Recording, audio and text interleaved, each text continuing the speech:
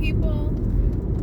So happy Saturday. I hope you're having a blessed day as I am. I'm running errands. I just got myself some food. I'm going to head back and watch a good movie.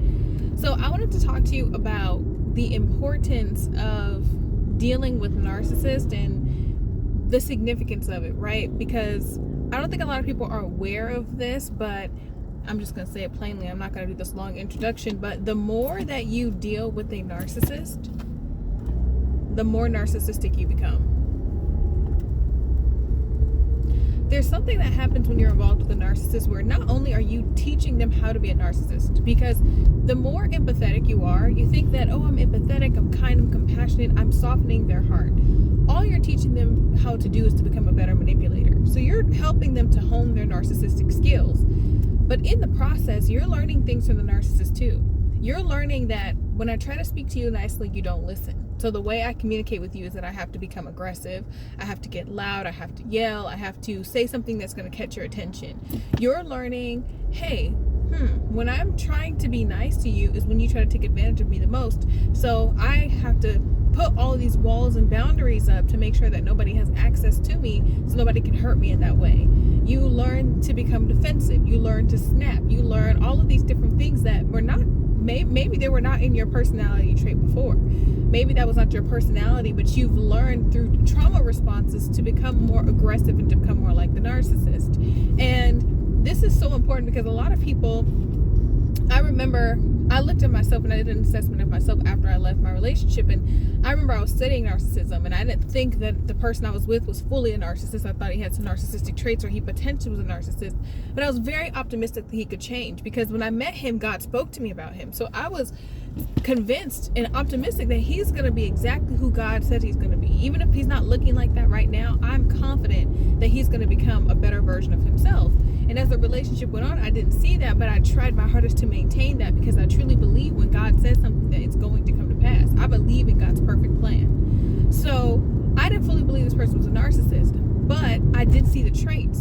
And the more the relationship went on, I noticed I had more traits like him. And I was like, why am I becoming aggressive and mean and hostile and almost like I can't control myself? Now, anybody who knows me, I've never been the type of person to yell. I do not yell. It's just not because I'm just so perfect, but like I just don't yell. I used to tell my narcissistic ex before we got in the relationship, I don't know what anger feels like. I've never in my life been angry at somebody or something. I've been hurt before.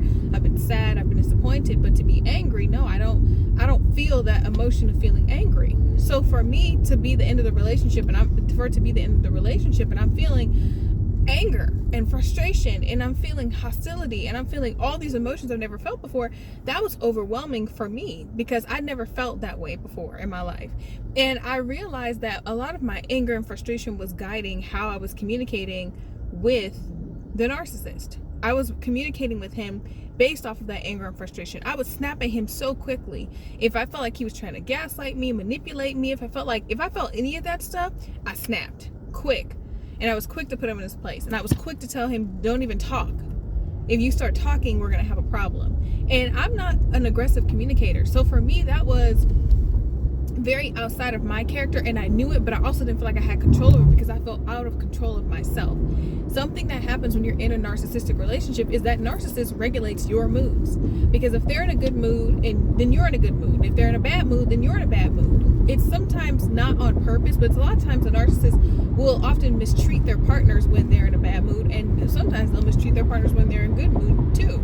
Sometimes they'll give you just a little bit of love and warmth and a glimpse of peace and happiness when they're in a good mood, and then they get mad in the next 5 minutes and they're back to snappy, mean, hostile, manipulative, all that stuff. So you kind of get in this mindset of being emotionally unstable, and so you do learn to deregulate your own emotions, because your energy matches the narcissist. So if they're being petty and angry and frustrated, you're being petty and angry and frustrated. If they're being calm, then you can be calm. And sometimes you don't always have control over that. Sometimes they will get you heightened, manipulate a situation, get you really emotional, and the moment that you start getting emotional and you start snapping and going off, they will just calm down and sit back and watch you make a fool of yourself.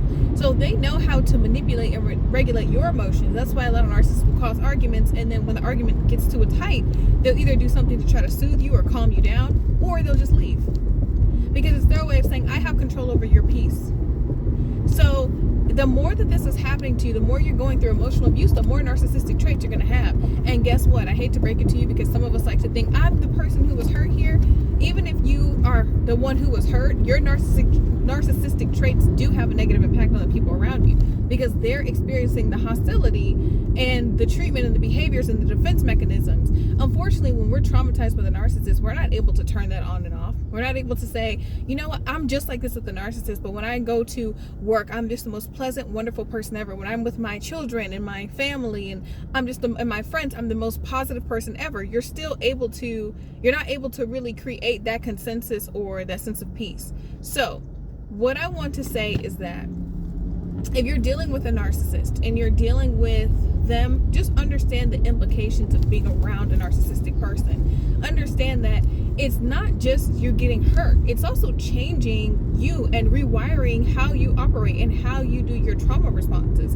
It's changing who you are on a fundamental level. And when you leave that relationship, all that stuff is not going to snap back because you're in peace and you don't have a lot of pain and frustration. You're going to end up a lot of times having to dismantle that and unlearn all of those traumatic patterns, and to understand when you're safe and to kind of come back down, so to speak, right? You're gonna like swing a little bit. So swinging means that you used to be really, really calm and really loving and really nice, and you maybe were accommodating and could have difficult conversations, and now you snap when you have difficult conversations.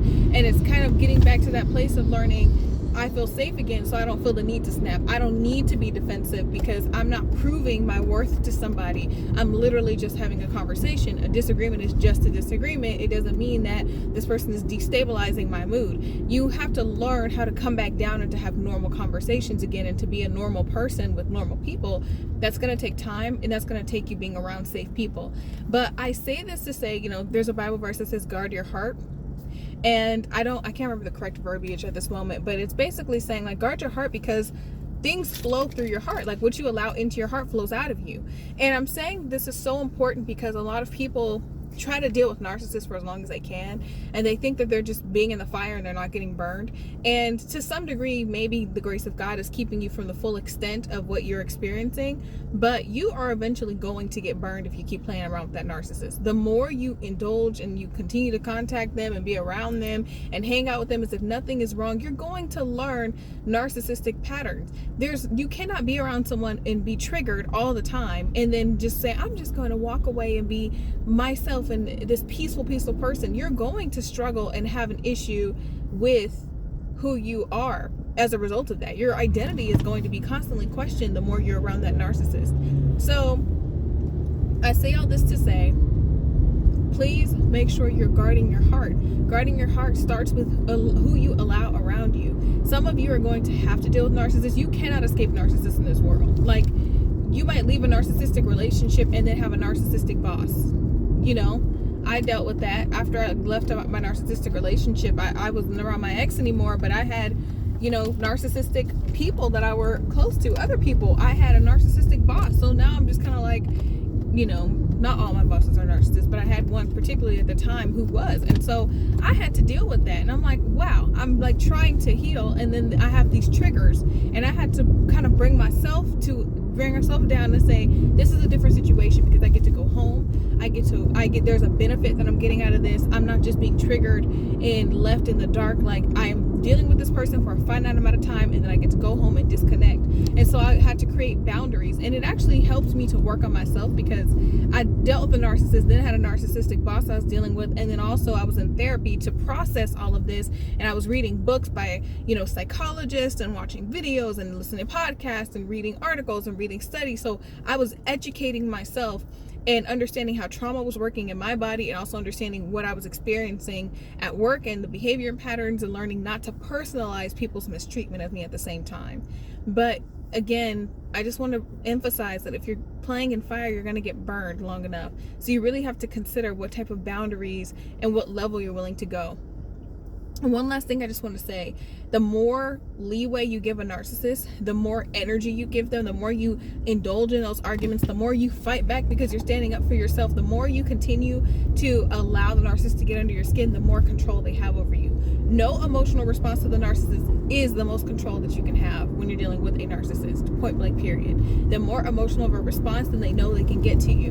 And I'm not saying you don't have boundaries. I'm not saying you don't stand up for yourself when you're being disrespected, but there's a way to stand up for yourself without letting your emotions be the forefront of the conversation. Approach things from a logical standpoint. Approach things from a realistic standpoint. Hey, when you did this is not a conversation or a debate. It's not going to happen again. If it does, then there will be consequences. Point blank period. That's it. You know? And so you have to get to that level where you can stop emotionally responding to the narcissist. And a lot of people feel like, well, I'm letting them get away because they have this need for control. But I promise you, the more control, if you want more control in the conversation, stop having emotional reactions to narcissists. Stop. That's the only way, because the more you do and the more angry you get, the angrier you get, and the more frustrated you get, and the more you raise your voice and you yell and you start cursing, you start saying mean things, now you've opened yourself up to a level before that you were not accustomed to, and it's going to be very hard to get back down to your homeostasis, your normal, your calm, your level. So thank you so much for watching this video. I'll hope to talk to all of you soon. I'm almost home, so yay. I'm going to go and relax now. Other than that, have a blessed day, and I look forward to talking to all of you soon.